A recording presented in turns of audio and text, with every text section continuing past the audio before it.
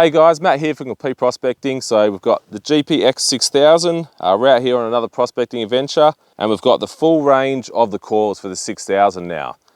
So obviously standard in the 6000 kit, you got the 14-inch double D, the 11-inch mono, which is mainly what I've been using, and now the 17-inch elliptical mono has come out. So we're going to get out there and test that out and see how we go with it, and go from there.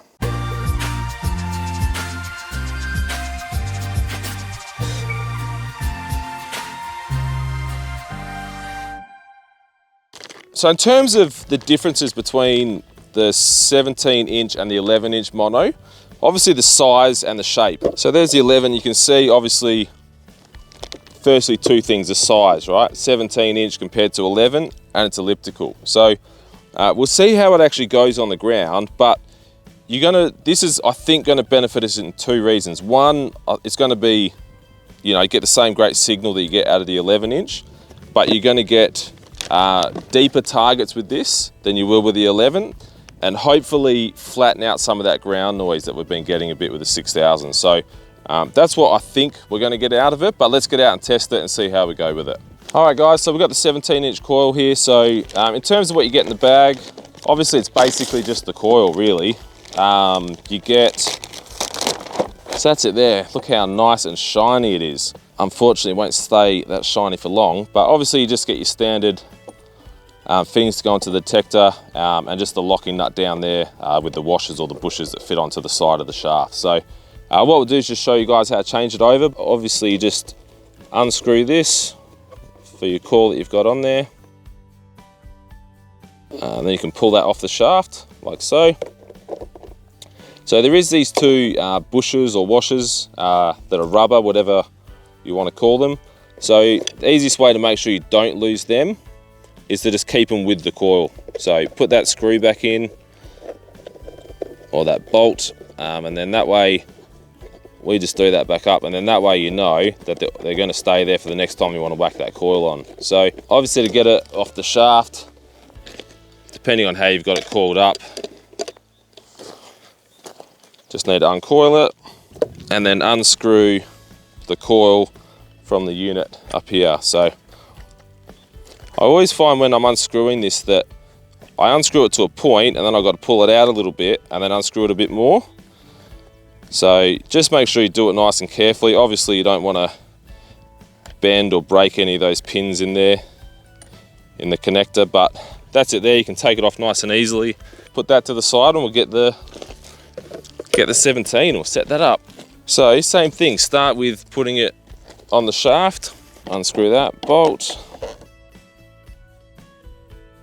So these do slot in there, so you can kind of push them on and they'll stay on, which is good.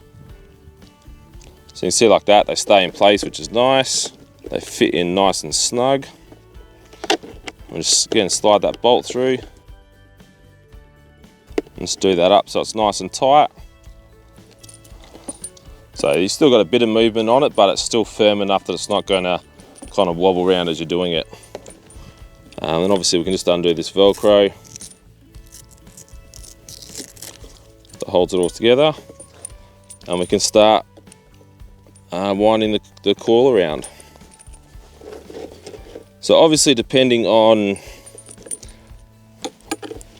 how tall you are will depend how you want to wind this cord. You want it tight enough so that it's not loose and going to catch on bushes and branches and stuff, and with enough movement so your coil can have a full range of movement when you're out there moving it around. You don't want it so tight that it's going to be tugging on that end that's connected to the coil. So something like that's probably fine, and then all you do is screw that into there and you're good to go. So we're going to head out there and test it out for a while, and we'll show you guys what we find.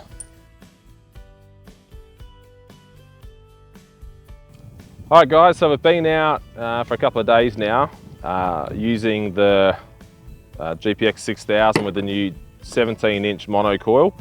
So my thoughts, they're mixed. I was expecting a little bit more from it. I was expecting it to be a bit quieter than the 11, because obviously the 6000 is a noisy detector. You're getting a lot more ground noise and interference and that come through. So I was hoping the bigger coil would quieten that down, which it did a little bit, but not as much as I was expecting. In terms of the gold I found with it, nothing. No gold with the big coil. Now obviously that could be because I didn't walk over any. I was hoping, we went to an area where we'd found a heap of gold before, took this over it hoping to maybe ping some deeper stuff.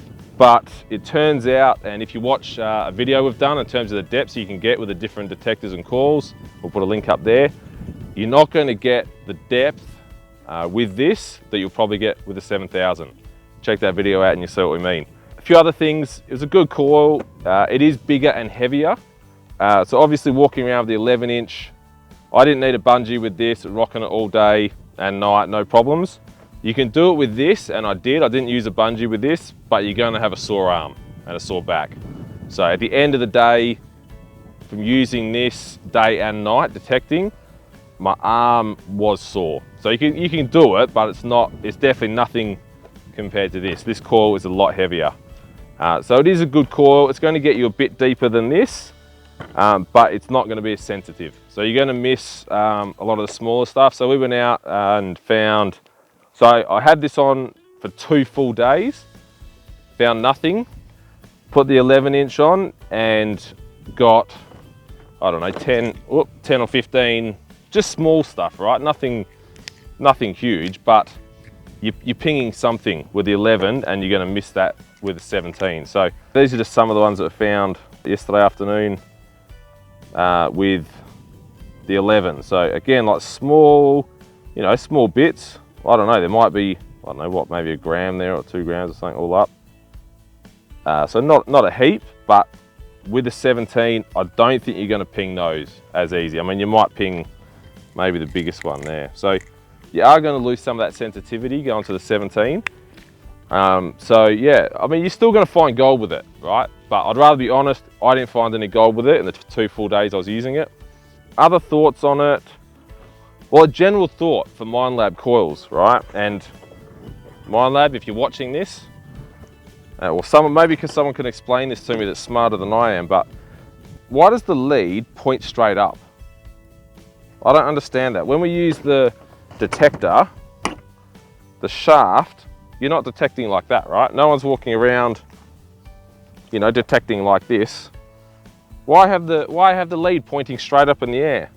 Why not have it like that's normal angle? Why not have the lead on an angle? Because all that happens is as soon as you go to pack this away or put it in a bag or anything, this is just getting bent over all the time and getting crushed and squashed.